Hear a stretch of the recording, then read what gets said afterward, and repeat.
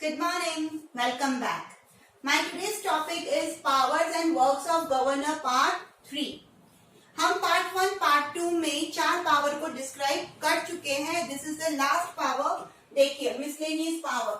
Article 163 section 1, he should do his work at his own discretion. At present, the governor of Jammu Kashmir, Nagaland, Sikkim, Arunachal Pradesh receives this kind of discretionary power.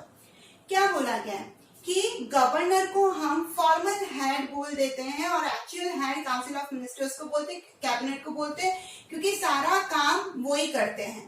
ठीक है, यहाँ पर हामी देने का काम सिर्फ governor करते हैं. तो ये एक्चुअल हेड तो है नहीं. स्वविवेक से ये अपने डिसीजन लेते ही नहीं, सब वो लोग करके देते हैं और ये फाइनलाइज करते हैं. That's all.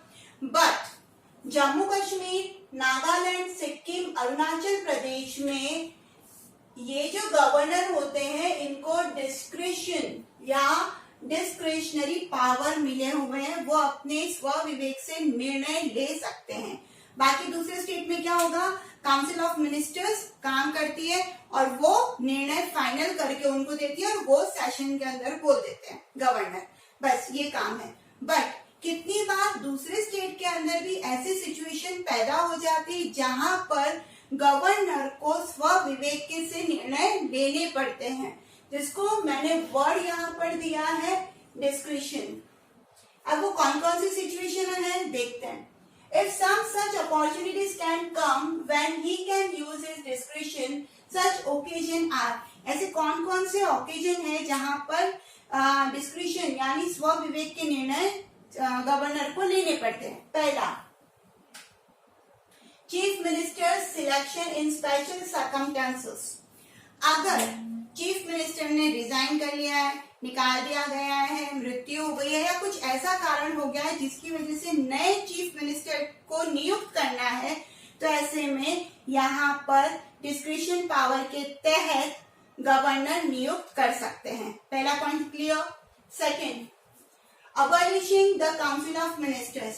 हमने बहुत सारे स्टेट लेजिस्लेचर के वीडियो में पढ़ा है कि काउंसिल ऑफ मिनिस्टर तब तक ही पोस्ट पे रह सकते हैं जब तक वो असेंबली के ट्रस्ट में है. ठीक है, तो जब ट्रस्ट खो देता है तो सारे काउंसिल ऑफ मिनिस्टर्स को पद नियुक्त करना, उनको अबॉलिश करना, ये डिसीजन भी गवर्नर ले सकते हैं. कन्विंसिंग द लेजिस्लेचर असेंबली और मेकिंग अ सेशन. ठीक है, लेजिस्लेचर असेंबली की अगर बात करें हम तो डिसॉल्व करने के साथ साथ सेशन को कॉल करने का अधिकार भी किसको है, गवर्नर को. तो यहाँ पर ये खुद के स्व विवेक से निर्णय लिया जाता है और इसीलिए ये पॉइंट यहाँ पर भी आया है. डिसॉल्विंग असेंबली हमने पढ़ रखा है, governor can dissolve legislative assembly. तो डिसॉल्व करने का काम भी वो स्व विवेक से कर सकते हैं. Receiving the information from the chief minister. किसी भी सब्जेक्ट के ऊपर, किसी भी लिस्ट पे अगर उनको कोई इंफॉर्मेशन चाहिए तो वो चीफ मिनिस्टर से स्व विवेक से मंगवा सकते हैं, जान सकते हैं, पूछ सकते हैं. Fifth, sending the report to the president about states constitutional status. State की क्या सिचुएशन चल रही है, जैसे इमरजेंसी लागू करने जैसे हालात हो गए तो वो रिपोर्ट भेजते हैं प्रेसिडेंट को, है ना. तो ये सब निर्णय लेने का अधिकार भी यहाँ पर दे रखा है. Sending a bill pass by state legislature to president's acceptance. हमने ये बोल रखा है कि गवर्नर को पूरा राइट है कि वो किसी भी बिल को प्रेसिडेंट की एडवाइस के लिए एक बार के लिए रोक सकते हैं.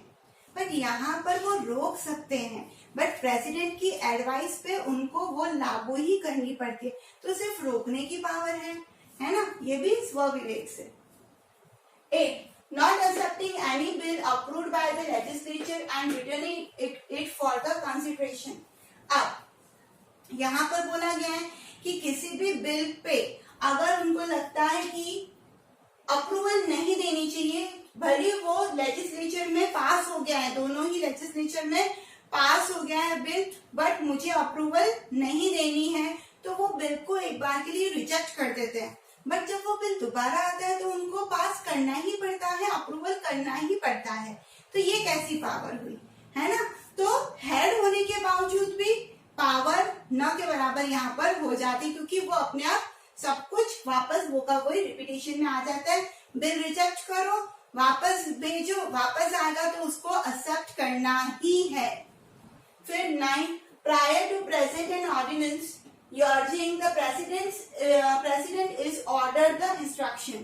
हमने ये भी देख रखा है कि अगर सेशन नहीं हो रहे हैं तो गवर्नर को पूरा राइट है कि वो ऑर्डिनेंस पास करेंगे।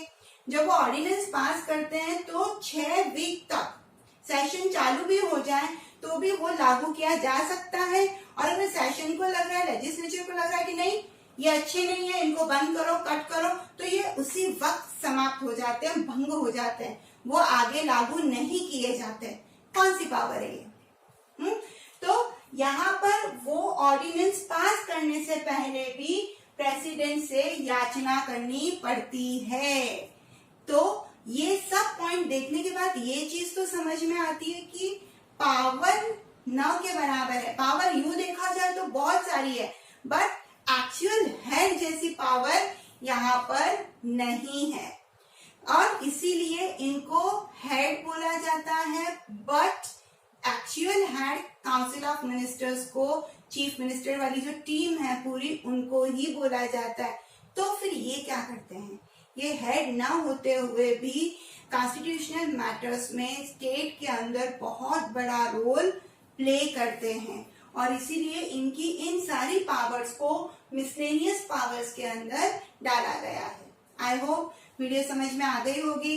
कोई भी डाउट है कमेंट करिए, अच्छा लगे लाइक कमेंट करिए। Thank you.